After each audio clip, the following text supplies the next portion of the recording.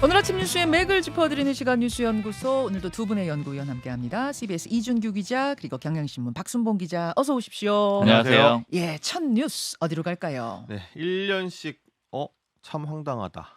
이게 두 가지 가치관이 부딪혔습니다. 1년씩 하자와 황당하다, 두 가지 반응, 국회에서 나온 반응이죠? 네, 맞습니다.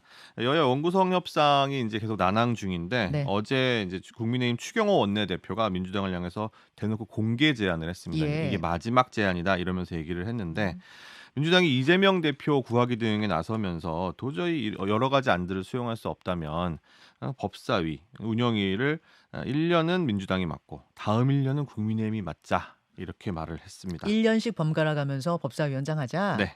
원구성은 이제 전반기에 한 번, 후반기에 한 번 하기 때문에 이제 전체 국회의원 임기가 4년이니까 네. 2년마다 한 번씩 돌아오는데요. 그렇죠. 상임위 배정도 받고 그다음에 상임위 위원장도 이제 2년마다 교체가 됩니다. 네. 최원내 대표 제안은 그 전반기 원구성의 가장 핵심 쟁점이었던 게 법제사법위원장 누가 가져가느냐, 그다음에 운영위원장 대통령실을 피감기관으로 두고 있는 운영위원장 누가 가져가느냐 정도의 이 두 가지 정도가 핵심 순서였는데 예. 당신의 민주당이 11개를 가져가면서 둘 다 가져갔지 않았냐.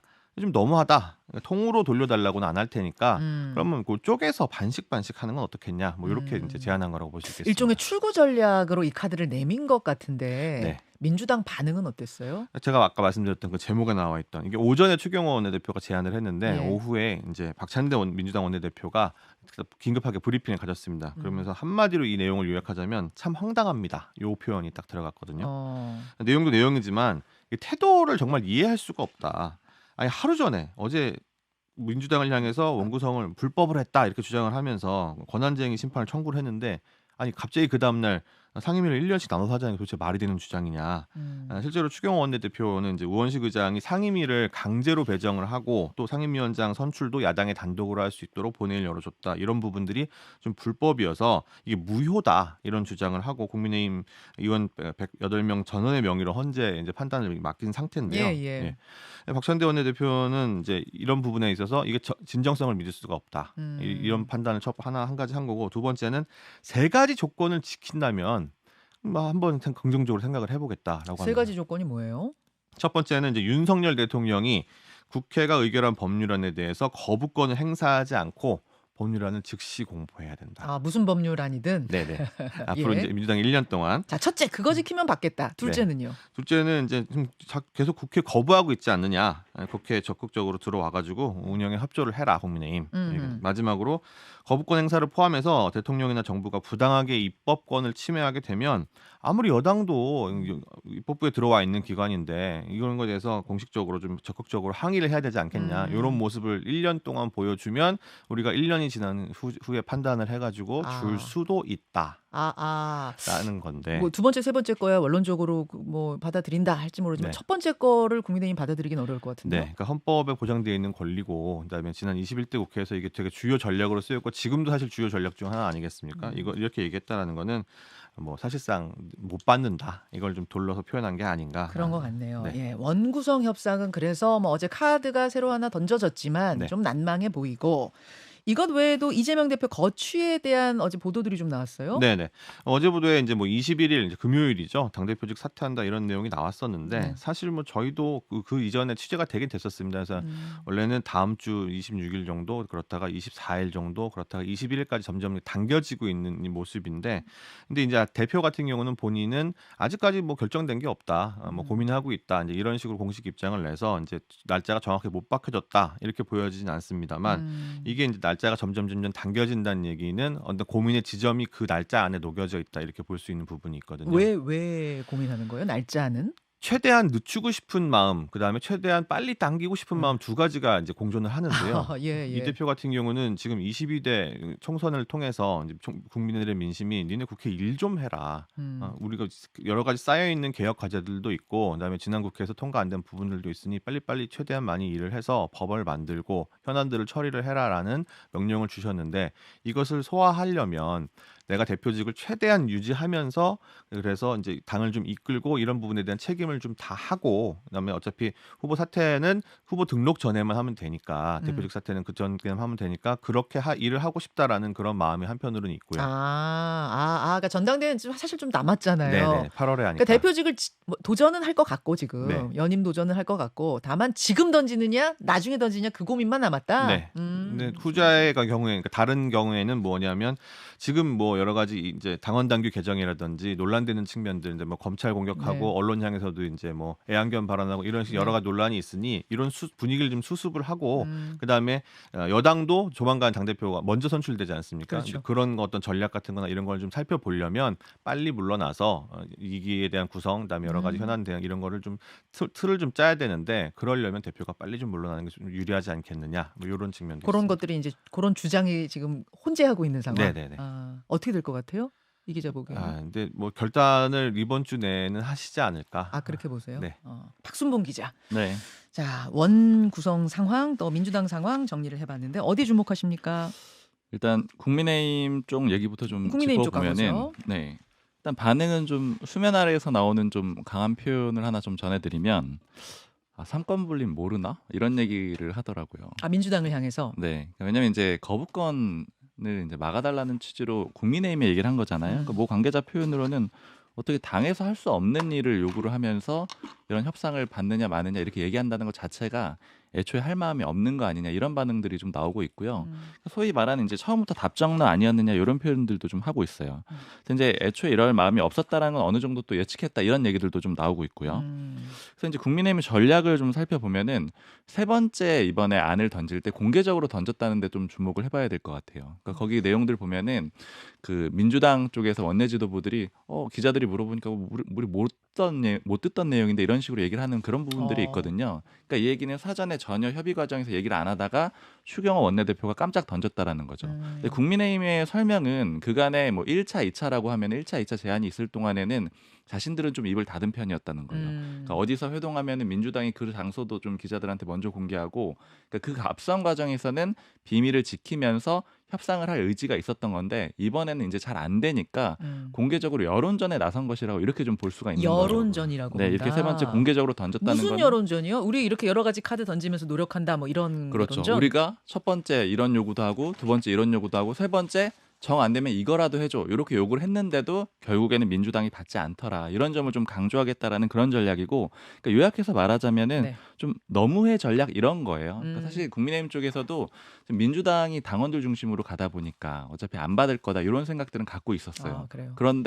그러나 이제 마일리지라고 할까요? 뭐 이런 과정들을 좀 쌓아놔야 된다라는 거죠. 명분을 쌓아놔야 되고 그다음에 내부적인 전략도 한 가지가 있는데 이제 이렇게 던진 게 1년 요게 사실 21대 국회에서 한번 있었던 똑같은 방식이죠. 그러니까 이제 국민의힘 뭐 원내 쪽의 관계자가 하는 얘기는 뭐냐면은 이렇게 하는 게 우리가 던질 수 있는 마지노선인데 왜 그러냐면은 이제 외부 고객도 있지만 내부 고객도 있는 거잖아요. 그러니까 국민의힘 의원들 입장에서 봤을 때 어디까지 수용이 가능하냐라고 하면은 지난번 21대 때 했던 정도는 가능하다라는 거죠. 그리고 특히 이 조건들을 보면은 21대 국회 때보다 지금 상황이 더 안 좋다라고 보거든요. 왜냐하면 의석수도 야당이 더 많고 그다음에 지도부 자체도 훨씬 더 강경한 그런 태도를 갖고 있잖아요.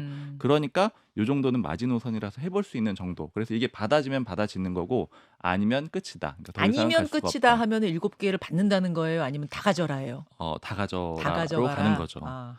근데 민주당 쪽도 좀 봐야 되는데 일단 이제 아까 말씀드린 대로 기본적으로 당원들의 요구가 있기 때문에 좀 움직이기 어려운 구도였던 건 어느 정도 계속 예상이 되어왔던 그런 상황인데 다만 이제 현실적으로 득실을 따져볼 거 아니에요. 이게 만약에 다 가져오게 되면 어떻게 되느냐 이런 상황도 가정을 해볼 텐데 민주당의 주요 인사랑 좀 얘기를 최근에 해봤는데 그게 좀 인상적이었던 게 제가 이런 걸 물어봤어요. 18개 다 가져갔을 때 21대 때 좀 부담되지 않았었느냐 이렇게 물어보니까 그거는 세분해서 봐야 된다 이렇게 얘기를 하더라고요. 무슨 말이에요? 일단 첫 번째는 원구성해서 18개 다 가져온 거 요것만 가지고는 역풍 안 불었다 이렇게 내부적으로 판단을 한다라는 거예요. 국민들이 원구성 협상 자체에 대해서 그렇게까지 관심이 잘 없고 정치권 관심만큼 관심이 있느냐 하면 그게 아니다. 그렇죠. 그리고 이게 총선이 딱 끝난 시점에 이미 게임이 끝난 거라는 거예요. 그러니까 성적표가 딱 나왔을 때 그 다음에 어느 정도 과정까지는 국민들이 민주당이 원하는 대로 하라는 거를 명령을 해줬다라고 본다라는 거죠. 그러니까 일부 과정까지는 민주당이 하는 대로 해도 문제가 없다. 근데 다만 21대 때도 그때도 역풍이 불었었는데 역풍이 불었던 건 예를 들면 이런 거라는 겁니다. 부동산 관련된 법안을 여당과 정부가 힘을 합쳐서 처리했는데 이거에 대해서 국민들 생활에 직접 영향을 주고 반발하는 그런 정책들이 있었잖아요. 이런 거는 독주 프레임에 딱 걸려서 그 반발이 생긴다라는 거죠. 오케이, 이해됐어요. 그러니까 다 가져가는 것 자체가 문제가 아니라 다 가져가서 법안을 통과시켰는데 국민들 사이에 반응이 안 좋은 경우, 안 좋은 정책일 경우 그 역풍을 고스란히 다 받아야 한다. 그렇죠. 아하. 그리고 또 하나 이것도 물어봤는데 그러면 특검하고 국조 이런 것들 추진하고 있잖아요. 네. 그러니까 이런 것들은 역풍이 부냐 안 부냐 이렇게 물어보니까 이건 거부권 때문에 역풍 불 일이 없다 이렇게 보고 있는 겁니다. 어차피 거부권 행사할 테니까. 그래서 결국엔 이제 요약해 보자면 원구성 협상에 대해서는 크게 부담을 안 가지고 있다라고 볼 수가 있는 거죠. 그래서 결국 이제 한동안은 이제 이렇게 좀 갈 수밖에 없는 그런 상황이 좀 나올 것 같아요. 알겠습니다. 두 분 다 결국은 이제 민주당이 다 가져가는 쪽 그림으로 보고 계시네요. 예.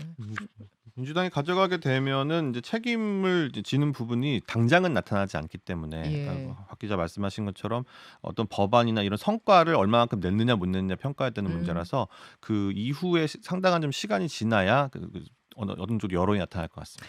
알겠습니다. 두 번째 이슈 넘어가죠. 장기판의 조리 아니다. 누구의 말입니까? 네, 이제 의료계 내분이라고 해야 될까요? 이제 이런 부분들이 이제 갈등이 좀 불거지고 있는 양상인데요.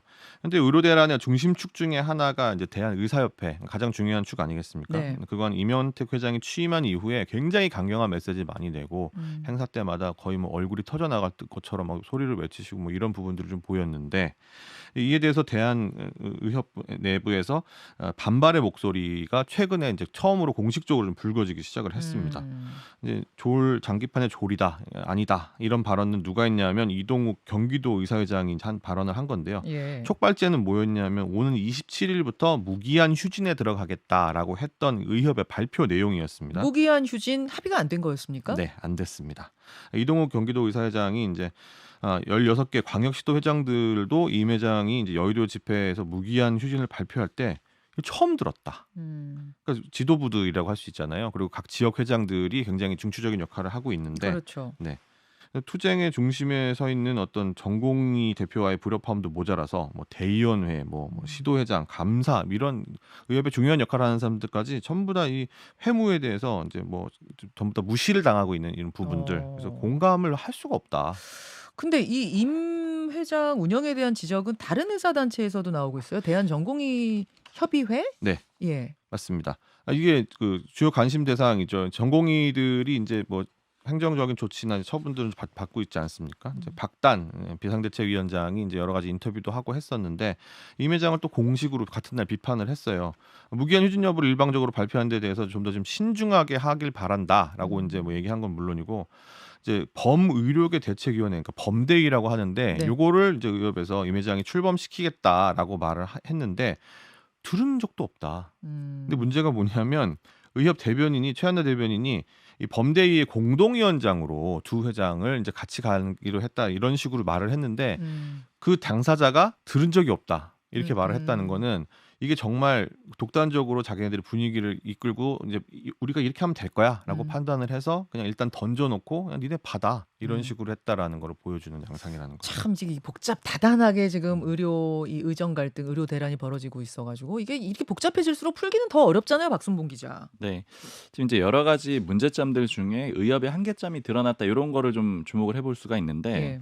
그러니까 일단 첫 번째는 그냥 좀 쉽게 뭐 정치권에 비유해서 얘기하면은 의협은 집단지도 체제에 가까워요. 근데 임현택 회장은 단일지도 체제처럼 운영을 하려고 했던 거죠. 그러니까 시도의사회도 있고 그다음에 뭐 대의원단도 있고 이렇게 다 여러 단체들이 있는데 네. 27일 휴진을 일방적으로 좀 발표를 하다 보니까 내부적으로 흔들린 그림이 한 가지가 있고요.